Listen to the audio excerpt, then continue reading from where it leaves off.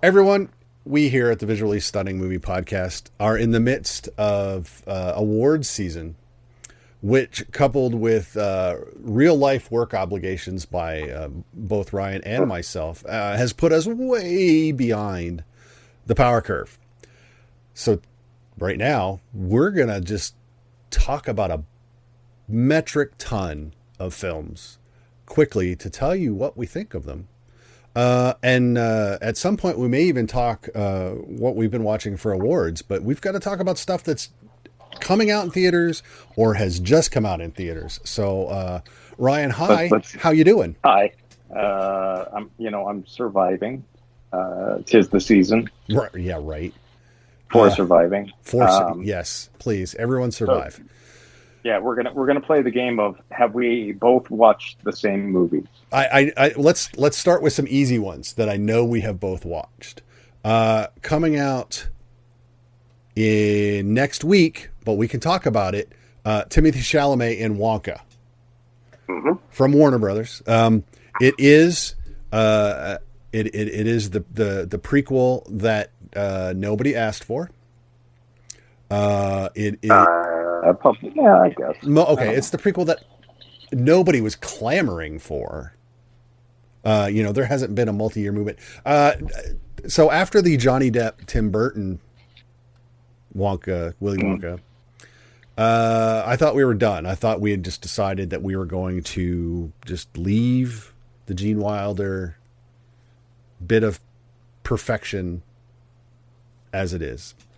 But we decided not to. Again, Chalamet plays a young pre-factory, pre-chocolate store chocolatier. And I would say pre-cynical, he's still idealistic. Yes, he is an idealistic young man. Is it fair to say that where Johnny Depp's Wonka had daddy issues, this Wonka has mommy issues? To a degree, yes. I'm not like Oedipal mommy issues, but his mom is the inspiration. He strives. She is his North Star, if you will. But his belief in magic. Yes. And her magic.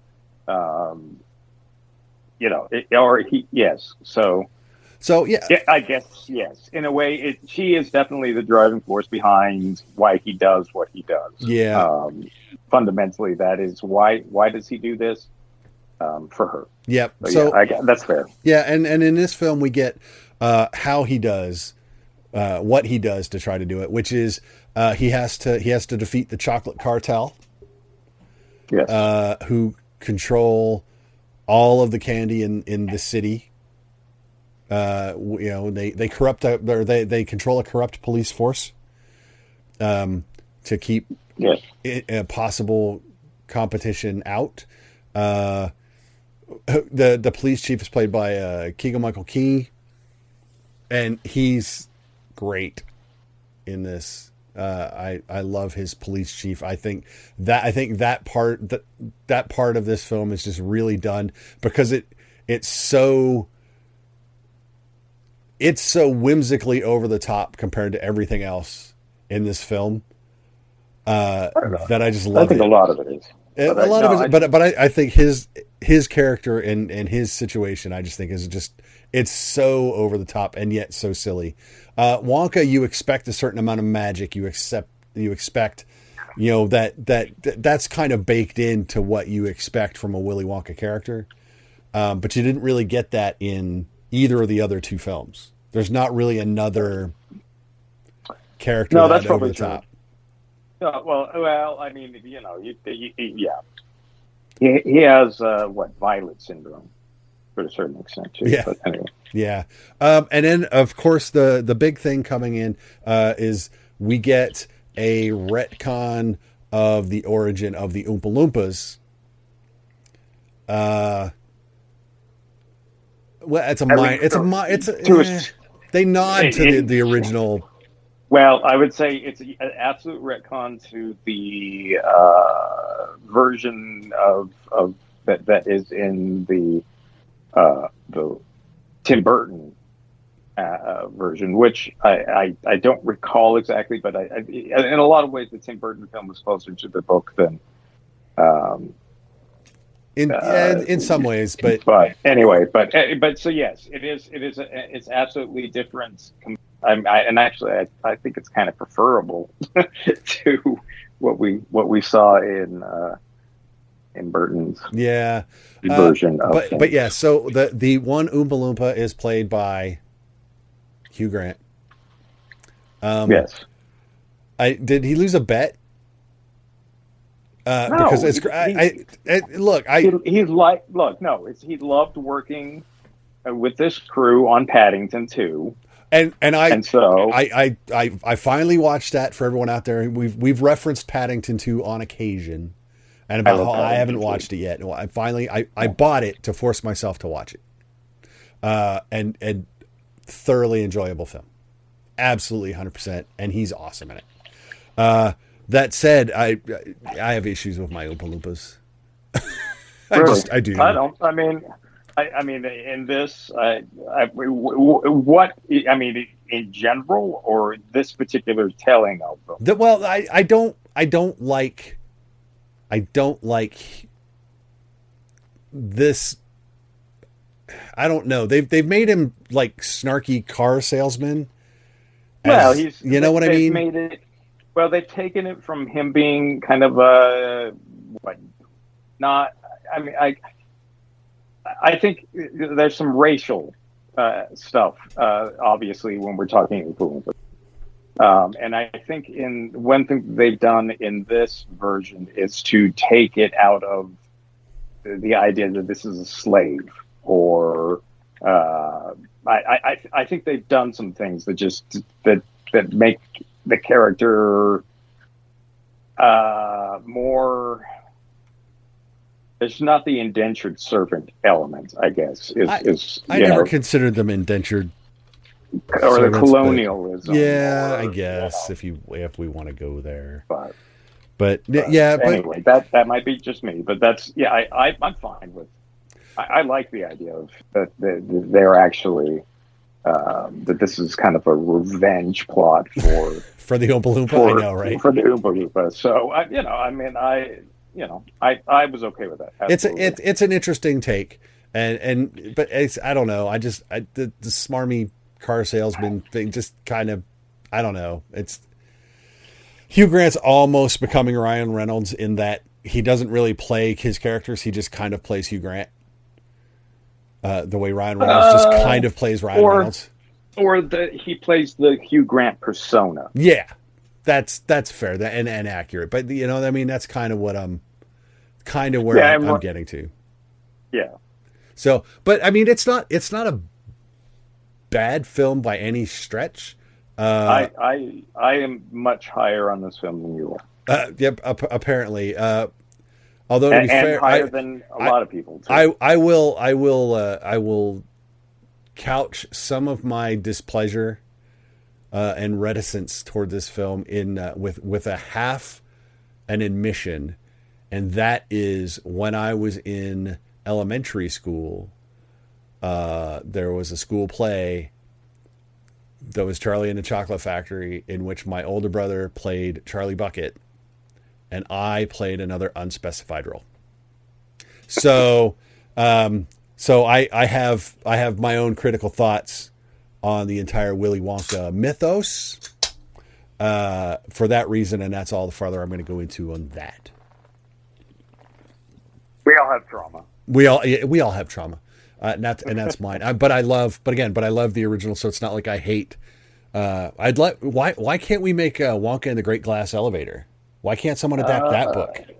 I think they could. That would be at least something new in theaters, as opposed to, oh look, we're doing the Chocolate Factory again. Well, but this is pre-factory. It is pre-factory.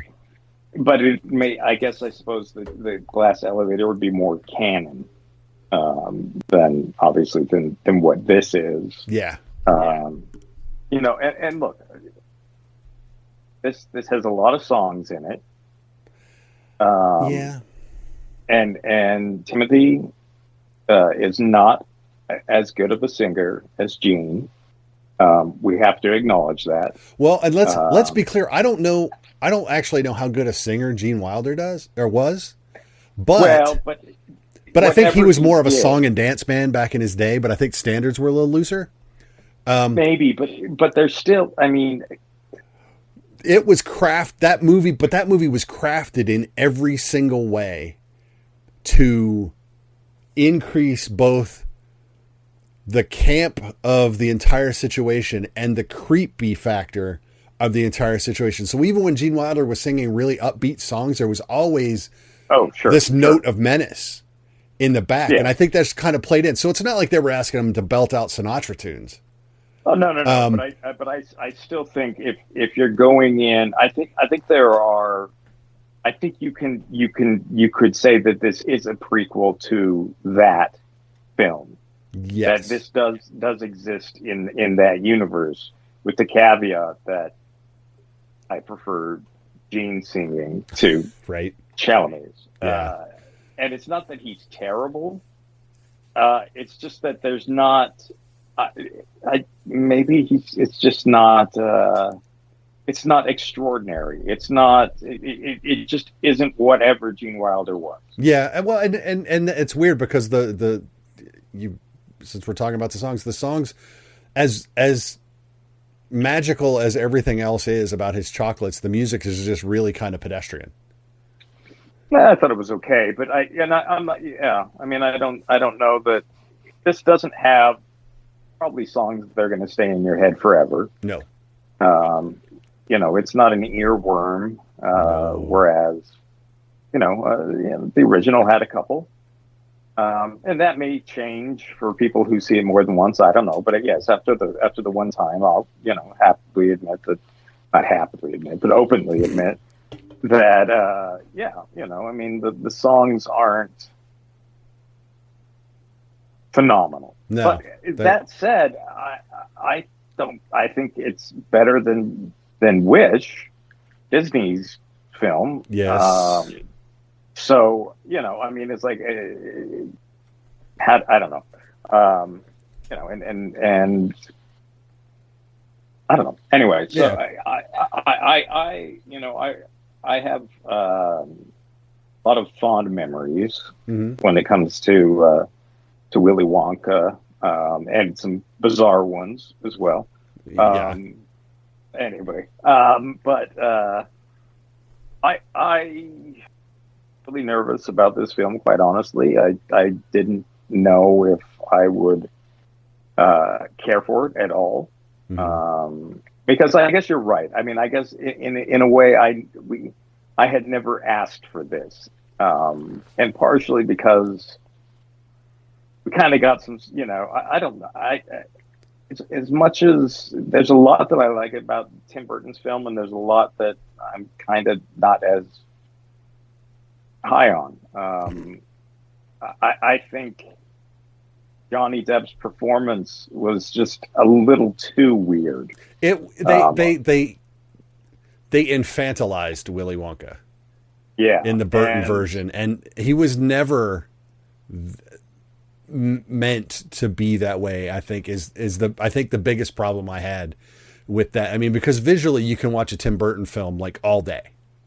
Yeah. You could just watch Tim Burton's movies all day, just to be like, damn, it's just a fun watch with what he does with his cameras and his lightings and his colors and all of that. But that doesn't necessarily make the film good. And I think that portrayal of Willy Wonka wasn't good. I think here's my biggest takeaway on this Wonka as a film. And I think if you're going to show us the origin of Willy Wonka, it needs to be spectacular. And in a vacuum, the film's okay. No, but I think I smiled throughout the entire thing. But I think as an origin story, it doesn't. If this had, I don't know, it's just not. You know, they drop in all the cute little visual Easter eggs of what's to come, of so much of what's to come that we know and love, and it really just reminds you that everything that's not that isn't really up to the standard that we're going to have later. So like I said, so in a vacuum, like if someone watches this out there that has never seen the Gene Wilder version, I would love to know what you think of this film, but then I would love you to go watch the Wilder version and tell me if it fits. Because we're going at it backwards. Somebody out there has not seen the Gene Wilder version, and they're going to go see this. And I would be interested to know what that kind of unblemished take is on it from that thing. But I for me, that's the problem, is that I think if you're going to do that origin story, it's got to be across the board spectacular. And the music alone is not. Like I said, some of the visual stuff is great. Like I said, there's some cool bits to it, and it's better than okay. I keep saying it's okay. It's good, but it needed to be better than good. And that's and I felt like it was. But was it great? Was it just pretty good? I don't think I've been as happy walking out of that movie it's been a long time since I've been that happy walking out of the movie. So okay, well that's fair. I mean, I don't know that I would say that it's a best picture. Which I would say Paddington too. Again, I apologize to the entire internet for not having watched that movie sooner. So anyway, yeah. So let's. Okay, so you walked out of Wonka, but happy. But for me, yeah, I left absolutely happy. I think yes, but as far as timeline goes, also, if this does connect to the the Wilder film, there's at least one, if not two films in between that and that, if that makes it. So there would need to be to explain it, or to yes, yeah, no, just the journey of how does this character become this character? Not because I don't think that it could happen, right? It's but this movie doesn't end where that one starts. No, from a character perspective, I would say there's a good 20 years. At least, easily. That takes place between the two of them, and there's plenty of room in those 20 years for this film to take this character to where he is in the Wilder film, which is really a person who has lost faith in the magic of everything. Yeah. Who has done this almost. I've often wondered if he actually thought any of the children that got the golden ticket would come and be what he wanted them to be, or to deem what was acceptable. Or I think it went in. I think it was last gasp. I think if Charlie's a rat bastard, the factory just closes. Yeah, and I think that's almost what he expects in that film, which is not the same character that is in this film. That is not what he expects. Yep. But there is an element of disappointment to an aspect of this film, or at least, I don't know, disappointment initially that turns also into kind of a life lesson, so to speak, or a life-changing sort of moment for him, where his expectations are altered, which is kind of funny about a guy who does all this magical stuff. But but he's brought down to earth a little bit. or well, quite a bit, I would say. Quite a bit by the Wilder version. So okay, Yeah. well, let's talk about a movie that is not magical and upbeat. Came out a couple weeks ago. Okay. Nicolas Cage, Dream Scenario. Oh, I haven't seen it. You did not watch Dream Scenario, so we can't talk about that one. Oh, you're killing me, man. I will get to it in the next couple days, but it didn't score high enough with a lot of different people to take precedence. I have to have. I'm in the Critics' Choice Association, and so I have to have my initial ballot tomorrow. Oh, well, yeah, there you go. So I had to be judicious in what I've watched. So righto, that's fair. That's fair. We'll talk about it after you watch it. I have my thoughts. But hey, look, if you enjoy what you're seeing and hearing on the Visually Stunning Movie Podcast, why not take a second to click subscribe if you're on YouTube, click follow wherever you're listening to us. Follow us on Twitter at VS Movie Podcast. Same over on Facebook. If you're on Instagram, it's Visually Stunning Movie Podcast. That would be awesome for us. We appreciate you listening. And now let's get back to the show. I know you watched The Color Purple. Yes, I did watch The Color Purple. So that comes out the 20th of December. But we can talk about it because it's been off embargo for like 3 weeks now. Sure. This is not a re-release of the Steven Spielberg film. It is the film version of the Broadway musical. That was based on the book and somewhat Steven Spielberg's. Okay, so first, I have never watched the Spielberg film. I have seen clips. My wife has watched it. I have walked through the living room. I have paused for a couple of minutes. But I'm generally familiar with that storyline. Sure. That said, I have said that I have a lot of problems with musicals. Yes. However, I've discovered that I actually like more than I would have thought. Yes, but I think throughout you've seen more, and you've realized that the genre itself isn't what you don't like. It's aspects of the genre. Correct. So let's talk about this one, and here's how I'm going to sum this one up because I really can't find another way to do it. This musical is the most upbeat telling of a story of incest, domestic violence, and post-slavery, pre-civil rights era America that I have ever seen. How is all of the music so freaking upbeat? Well, and yet, okay, yeah, I think I can explain it. Go ahead, please. I think it's about hope. I mean, there's the two sides of the coin. A lot of gospel music is uplifting. Which, by the way, is great. I love the fact that musically this isn't one genre of music because there's like some old bluesy stuff. There's gospel stuff, and none of these styles put me off. Let me just make that clear because if you can't get revved up by some good gospel music, man, check your pulse. So again, musical style is not an issue. Yeah, well, so I would say that the gospel in general was, and I'm no expert by any stretch of the imagination, but for me, it always embodied the hope of that they had, rather than necessarily the reality of what they had. In fact, it was often,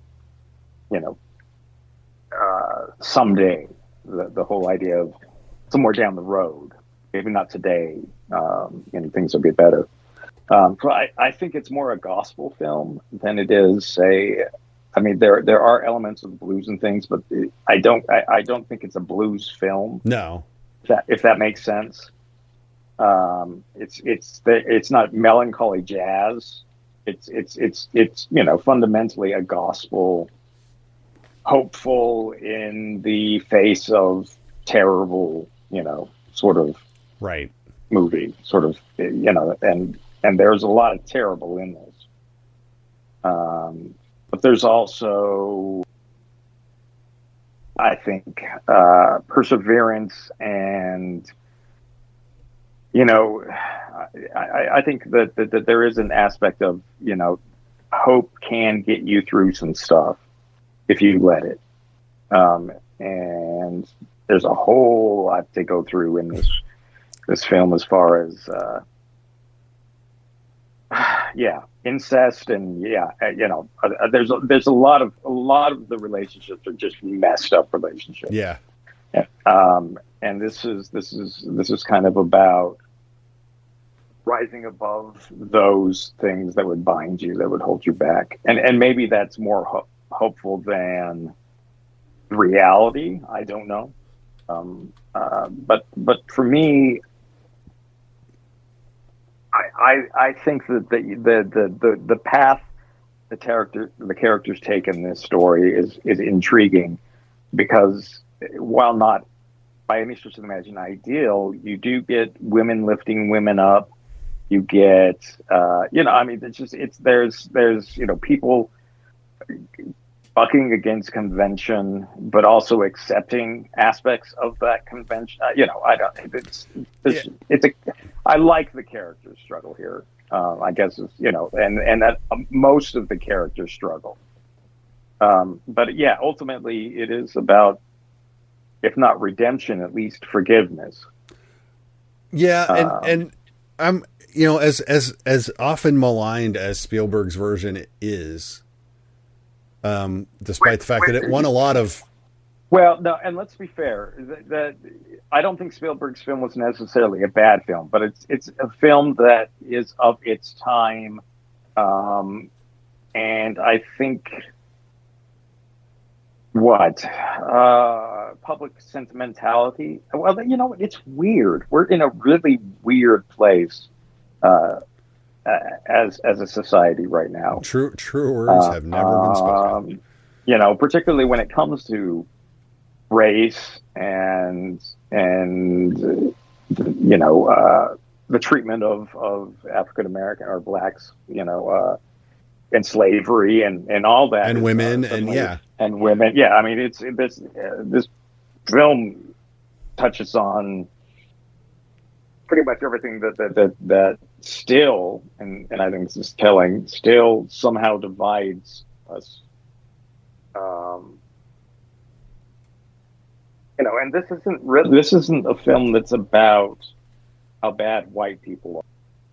That's not really what this film is about. It's about, it's more in the community. I don't know how to put it exactly, but it's not. I mean, it's not a slavery film necessarily, because that's not really what it's about. Right. It's post that, but to a certain degree. I don't know. Yeah, I mean, I think I think the film's hopeful, because that's the gospel side of and there's a lot of gospel in there. Yeah, and I can buy that. And like I said, as maligned as Spielberg's version is, I almost want to go back and watch it. Well, you should, but and I should also say, this was a stage musical. Yes. If you're going to do a stage musical, you're going to make it upbeat. Yeah. I mean, I don't know. Is Les Mis upbeat? I would think to a certain, it's grandiose, it's big. Is it? I don't know that it's all upbeat, but that also, Les Mis is pretty peculiar. I mean, pretty peculiar. Well, it is. I mean, when you think about the story and the way, it's somewhat unusual source material for a musical. Yeah. It's not a song and dance. And there's definitely a little bit of dance in this film. Yeah. But whereas there's not that, Yeah, anyway. I might have to maybe in the new year go and watch Spielberg's version. Yeah, they just released it. It just came out in 4K. It looks very, very nice, and I don't think. I mean, yes. Are there issues you can raise with Spielberg's? Yes, but there are issues you could raise with this one probably as well. And some of those issues we probably will be different in 20 years or 30 Right. years down the road. I mean, it's just, some films are influenced by the time that most films, I would say, are influenced by the time that they're made in. And so they need to be viewed at least somewhat with that context or understanding. That doesn't mean we have to celebrate them for what might now be perceived as weaknesses or questionable decisions. But, I think we do have to acknowledge that there's been an evolution of thought. Yeah. And there still is. And some would say we're digressing again, or there's all sorts of things that we could say about modern society, but and then some might say that this film's reactionary too, and is colored by, and I'm sorry, I don't mean that, but it is influenced by, again, the time in which it has been made. And by the people who made it. I mean, Spielberg is a producer on this, but I don't think he was much more than that. No, he was just a producer. So, but yeah, I don't know. I mean, I think it's. Let me put it this way. I don't think you're wrong. I think it's surprisingly upbeat for the story that's being told. Right. But again, I think that has more to do with the fact that it was a stage musical. Than I think that's a huge part of why that is. And it was made to entertain and educate, whereas, maybe some, in other hands, the story is just really more for education than it is for entertainment. Right. And to a certain degree, I think that you have to find the happy medium to get this film to be seen by people who probably need to see it, or who will benefit the most by seeing it. Anyway, but I can safely say that this is one of the musicals that falls on the side that I don't enjoy, and for reasons previously discussed. So that's where I'm at. I think we've had some other music. I don't know. We've seen so many movies this year. I feel like there was another musical this year that I actually did enjoy, but for the life of me, this one is not. I mean, there is. The story itself maybe is not traditional musical, but the rest of it, I would say, is more traditional. Yeah. So, and that's not what you're interested in most of the time. Yeah, I guess that's fair. So we're kind of split on that one. A little bit. Not as split as we were on Wonka, I think, but no, I don't think. I mean, I enjoyed it. I think. Yeah. So there you go. Okay, so if you've noticed when you started listening to this episode that it is labeled Part 1, there is a Part 2 in which we discuss a couple more films. However, if I'd have left this as one huge episode, it would have been over an hour and 40 minutes, which is a bit too much at one sitting. However, we do kind of blur back and forth. We refer back to this episode in the second, and we reference forward a little bit in here, as you kind of caught. So make sure you listen to Part 2. It is a little longer than this one, but it's still not as long as all four of them put together. So stay safe, be good, and we'll see you on the other side.